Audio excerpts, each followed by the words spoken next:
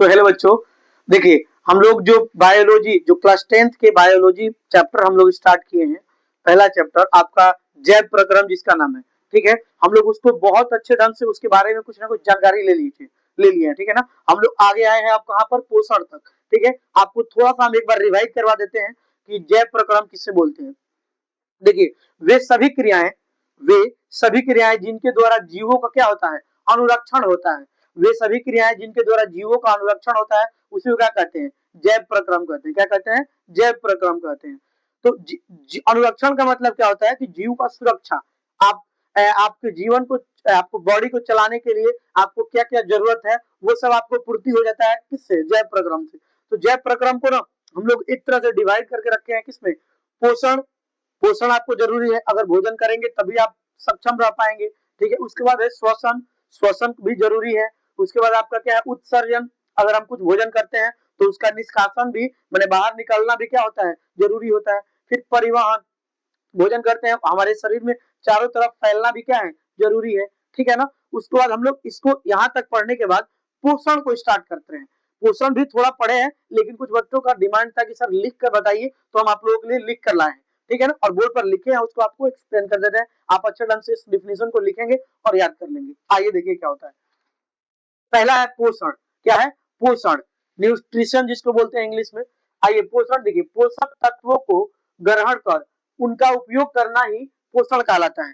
यानी पोषक तत्व जो होते हैं, जो हम लोग भोजन करते हैं ना, जैसे चावल दाल रोटी सब्जी सब खाते हैं आप, और उसी से क्या मिलता है आपको, पोषक तत्व। पोषक तत्व में आपको भी बताया गया है, पोषक तत्व में आपको कार्बोहाइड्रेट आते हैं, प्रोटीन आता है, वसा आता है, विटामिन आता है, खनिज लौह जल, ये सब आते हैं। किससे, आप भोजन जिससे करते हैं ना उसी सबसे ये प्राप्त होते हैं। और ये प्राप्त करके आपको शरीर में एनर्जी उत्पन्न करते हैं, जिससे आप अपने को फुर्ती समझते हैं, फुर्तीले समझते हैं, ठीक है ना। अगर आपको भोजन नहीं मिले तो भोजन नहीं मिलेगा तो ये सब नहीं मिलेगा, पोषक तत्व, ठीक है। और जब नहीं मिलेगा तो आपको बॉडी में एकदम लेजीपन, आप बीमार पड़ जाइएगा, ठीक है ना। अब देखिए पोषण के प्रकार। पोषण आपके दो प्रकार के होते हैं, दो प्रकार के, स्वपोषण और परपोषण। पोषण आपके दो प्रकार के, एक नंबर स्वपोषण, दूसरा परपोषण, ठीक है ना। अब देखिए स्वपोषण और परपोषण को भी हम लोग देख लेते हैं। स्वपोषण और परपोषण क्या होता है, देखिए स्वपोषण क्या होते हैं, इसमें ना जीव को भोजन प्राप्त करने के लिए, माने भोजन करने के लिए किसी दूसरी जगह जाने की जरूरत नहीं होता है।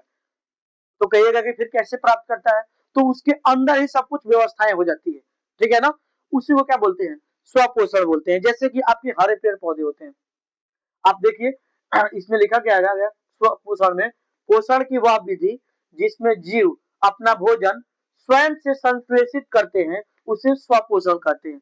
माने वो अपना भोजन किसी दूसरे जगह से प्राप्त नहीं करते हैं, उनका भोजन स्वयं के अंदर बनता है और वो स्वयं से क्या करते हैं, भोजन करते हैं। उनको भोजन करने के लिए, भोजन प्राप्त करने के लिए कहीं दूसरी जगह जाने की जरूरत नहीं होती है। उसको क्या बोलते हैं, स्वपोषण कहते हैं। जैसे हरे पेड़ पौधे जो भी आपको दिखते हैं ना, उसको भोजन खुद में अंदर अंदर ही क्या हो जाता है, तैयार हो जाता है, और वो किसी दूसरे जगह जाने की जरूरत नहीं होता है, ठीक है ना। आइए देखिए अब परपोषण।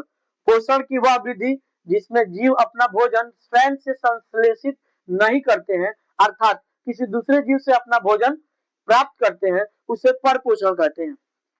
आप देखिए ये क्या होता है, परपोषण। परपोषण आपका पोषण की वह विधि है जिसमें जीव क्या करते हैं, अपना भोजन प्राप्त करने के लिए, मतलब अपना भोजन स्वयं से प्राप्त नहीं करते हैं, स्वयं से संश्लेषित नहीं करते हैं। तो आपको किससे मिलता है, तो हम लोग किसी जो प्लांट है, मैंने पेड़ पौधे उस पर डिपेंडेंट है। फल खाते हैं तो प्लांट से ही नहीं मिलता है, वो हमारे, हम अपने अंदर से नहीं ना उसको उत्पन्न करते हैं, नहीं ना।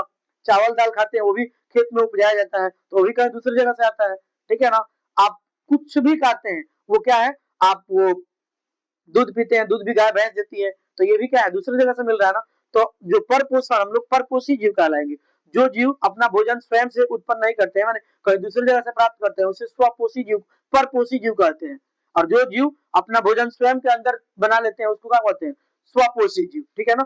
तो इसमें देखिए परपोषण में जो मनुष्य है, जीव जंतु है, कुकुर है, बिलाई है, जो भी आपको दिखता है, बिल्ली कुत्ता, ठीक है ना, ये सब क्या होते हैं, परपोषी जीव होते हैं, ठीक है ना। इनका ये अपना भोजन स्वयं से प्राप्त नहीं करते हैं, ये किसी दूसरे जगह से क्या करते हैं, प्राप्त करते हैं, ठीक है ना।